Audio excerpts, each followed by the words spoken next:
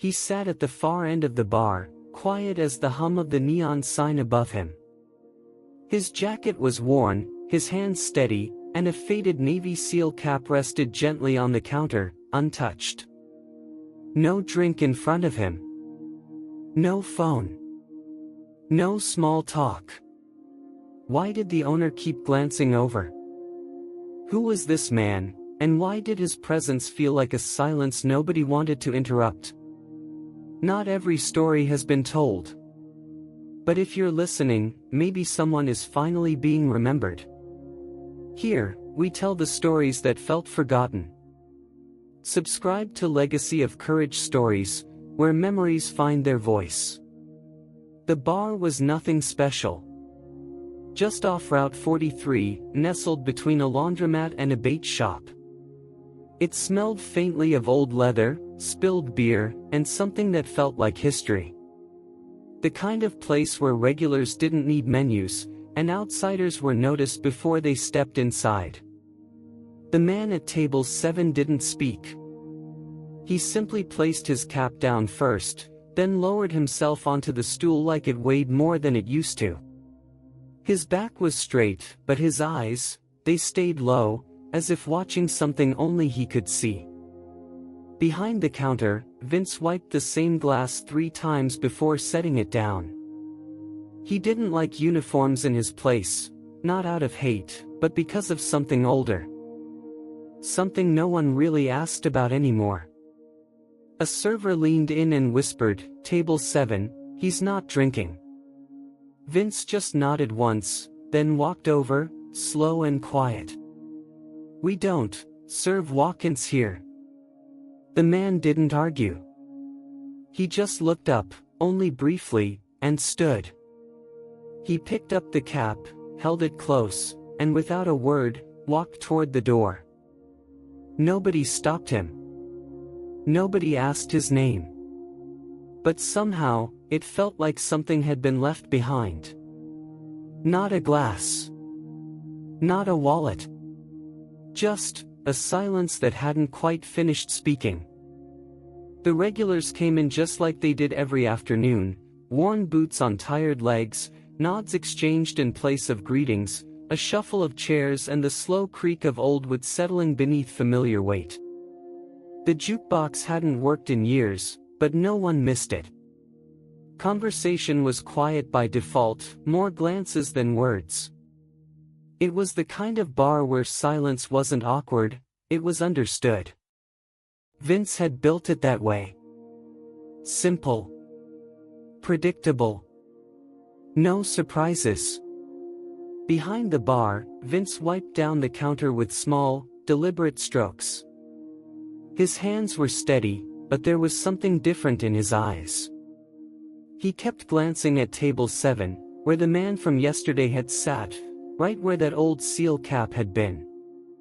The chair was empty now. But something about it felt occupied.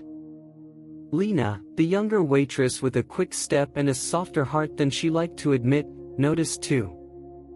She paused near the chair, ran a fingertip along the edge of the table, then looked toward Vince. "You sure you want it left like that?" He didn't answer right away. Just kept wiping the same spot on the bar. "There's nothing to change," he said finally. "The chair's just a chair." Lena didn't push. But she didn't touch the chair either. There was an unspoken rule in Vince's bar. No uniforms. No ceremony. No stories that made people stare at their drinks too long. No politics. No past. Just cold beer, warm fries, and the safety of being anonymous. No one wrote the rule down, but everyone knew it. So when the man in the jacket sat quietly the day before, said nothing, and left just as quietly, it stirred something. Not because of what he said, but because of how still everything had become once he left. The regulars didn't speak about it, but their eyes lingered a bit longer on that chair. When someone new walked in that afternoon and headed toward table 7, Vince raised a hand, subtle but firm. "Pick another seat," he said. The newcomer looked confused, but moved on. The chair remained empty. Not reserved. Not blocked. Just respected. And in a place where nothing ever really changed, that silence was the first shift no one knew how to name. The morning air carried that late autumn stillness, the kind that makes leaves pause before falling and wind hesitate at the corners of buildings. Vince unlocked the front door of the bar like he always did. Same time. Same rhythm. The keys clinked once, and the door creaked open just enough for yesterday to drift back in with the dust. Lena arrived not long after. She moved quieter than usual, like the air had told her to. Her eyes drifted to table 7. Still empty. Still untouched. By noon, the regulars had started to trickle in, boots on tile, familiar nods, murmured hellos. Everything looked the same. It felt the same. But nobody reached for that chair. Then the bell above the door chimed. It wasn't the sound that made Vince stop drying the glass in his hand. It was the way everything in the room shifted a half-beat slower. Like time itself had turned to listen. 6 men entered. Not in uniform, not in a group that shouted anything. But the way they moved, calm, aligned, alert, you could tell. These weren't strangers to one another. Or to silence. They didn't take seats at the bar. They didn't ask for menus. They walked directly to table 7, pausing there, forming a quiet half-circle around it. One of them, tall and broad-shouldered with a scar cutting down his jaw, reached out. His hand brushed the edge of the table like it meant something. Lena stood near the kitchen door, frozen in place. Vince came around the counter, slow and cautious. "You gentlemen looking for something?" The man with the scar looked up. His voice was low, measured. "We're here for Ray." That name hung there a moment too long. No one asked who Ray was. No one had to. The men didn't sit. They didn't need to. Their presence filled the space more than chairs ever could. One of them placed something small on the table. A patch. A military pin. Something worn but kept. They stood there, quiet, steady, as if waiting for something unspoken to be honored. Vince didn't move. Neither did anyone else. The air in the bar had changed again. Not louder. Just heavier. And no one quite knew what to say when a man is remembered not by name, but by silence that others choose to stand in. The bar didn't know what to do with itself. The 6 men still stood around table 7. Not blocking it. Not guarding it. Just being there. Like the chair wasn't empty anymore. Like someone was present even if he hadn't walked through the door. Vince stayed behind the bar, hands resting flat on the counter. His eyes didn't move from the table. Lena had stopped pretending to wipe menus. She stood at the far end, arms folded across her chest, heart hammering in a way she couldn't quite explain. A few regulars watched, too, but they kept their distance. This wasn't a scene. It was something else. Something that didn't belong in the middle of fries and afternoon beers. Something that felt sacred. The man with the scar reached into his jacket pocket and pulled out a folded card, the size of a driver's license. He walked to the table and placed it gently next to the military pin already resting there. No ceremony. No speech. Just the quiet weight of an object that meant more than anyone could see. Then another man stepped forward. Gray in the beard. strong in the eyes. He removed a thin, battered photograph from his back pocket. The edges were soft from years of being carried. He stared at it for a breath before laying it down. A third followed. This one wore a ring that clinked gently as he set down what looked like a small ribbon, rolled tight and tied. Each man had brought something. Each left it behind. Not for attention. Not for drama. But because some stories are told with things instead of words. Vince didn't speak. He didn't know how.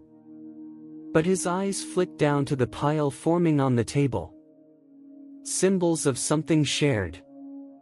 Something earned. Something remembered.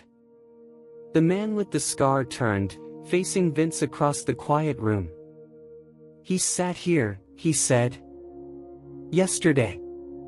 Vince gave a slow nod. He didn't wear it loud, the man continued. He never did.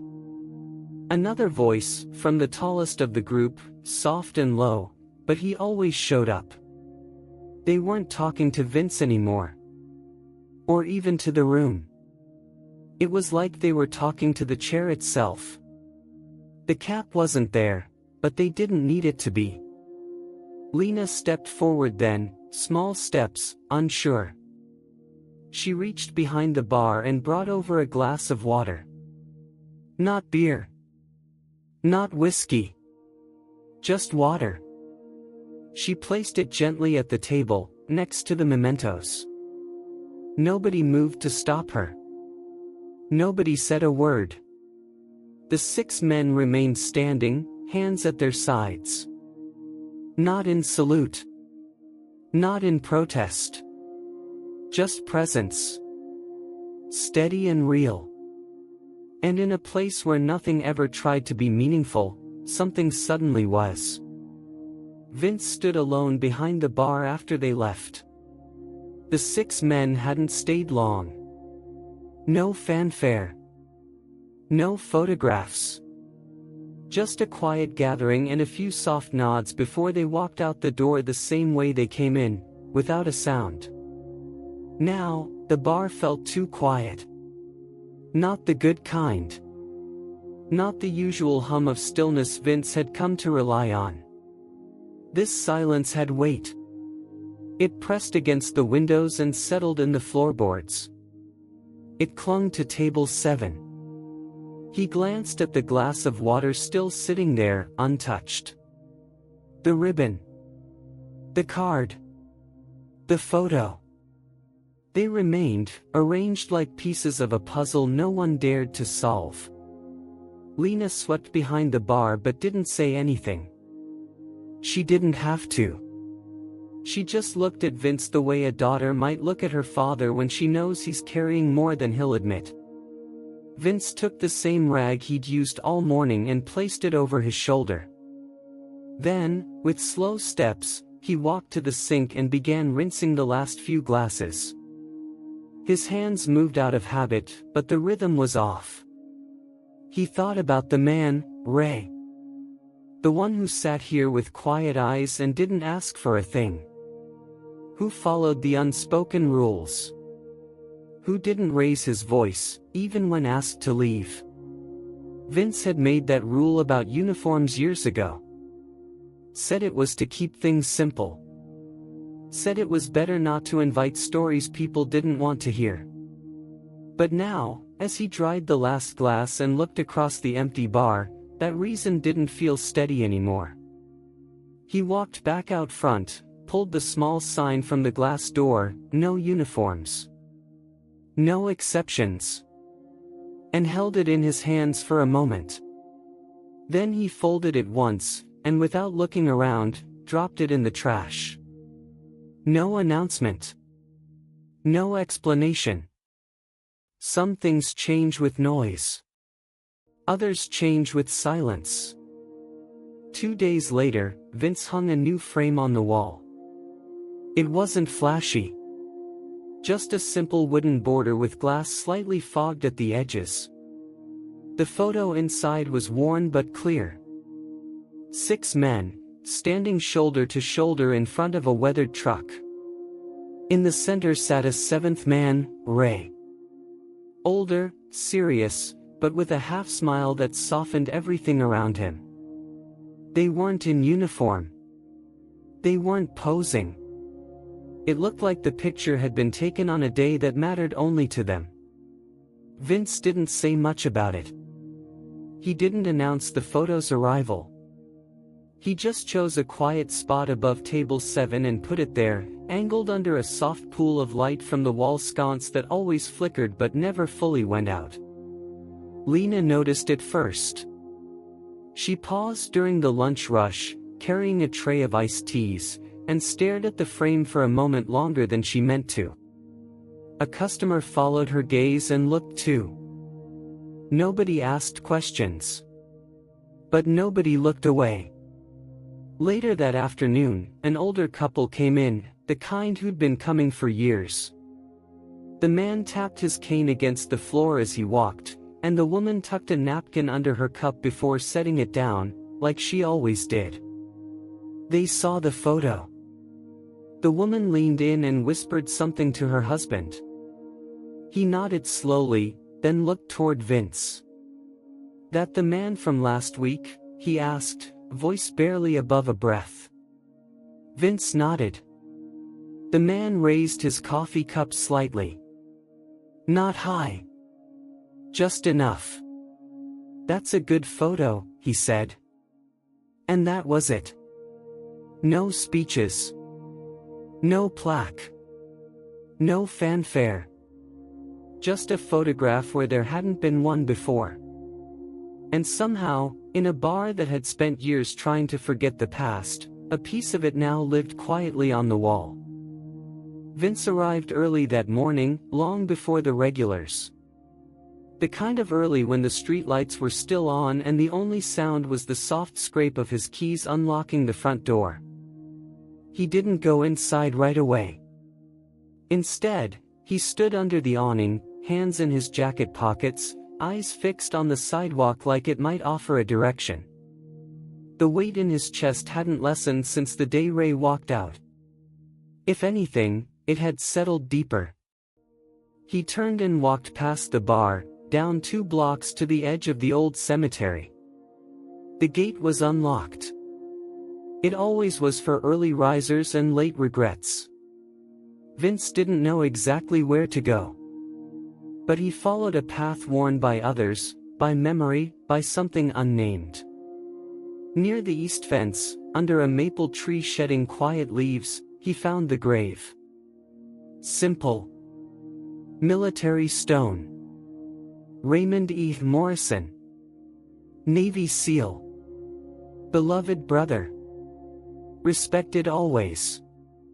Vince stood there a long time. He hadn't brought flowers. He hadn't brought words either. Just himself. And that old SEAL cap, the one Ray had left behind, cleaned now, carefully held in both hands. He bent down slowly, placed the cap at the base of the headstone, then sat on the low stone bench nearby. "I got it wrong," he said softly. There was no reply, of course. Just the breeze shifting leaves and the distant creak of a gate. "But they showed me who you were," he added. "And that's gonna stay with me." Vince sat there a little longer, then rose without wiping his eyes. Some things didn't need hiding anymore. He left the cap behind. And walked back to open the bar. Every evening now, table 7 stays untouched. Not because it's blocked off. Not because there's a sign. But because something in the air around it tells people to leave it be. Vince never had to say a word. Lena doesn't have to explain. Folks who come in just seem to know. It's not about rules anymore. It's about respect. The small items left behind are still there, carefully arranged and dusted each morning. The ribbon. The pin. The card. And now, a folded flag in a glass case, quietly added by someone who never gave a name. Above it all, the photograph looks out over the bar like a window to another time. People pause when they see it. Some just for a moment. Some a little longer. Sometimes a customer will ask, "Who was he?" Lena always gives the same answer, soft but steady. Someone who showed up. Even when no one was watching. Vince keeps the candle lit at table 7 now. Just a small flame in a short glass. He lights it as the sun goes down and lets it burn until closing. Not for show. Not for ceremony. Just because it feels right. One night, a young man in a crisp jacket stopped at the table before sitting elsewhere. He stood there for a moment, then gave a quiet nod. Nothing more. Vince saw it from the bar. He nodded back, though the man never looked his way. That's how it is now. Not loud.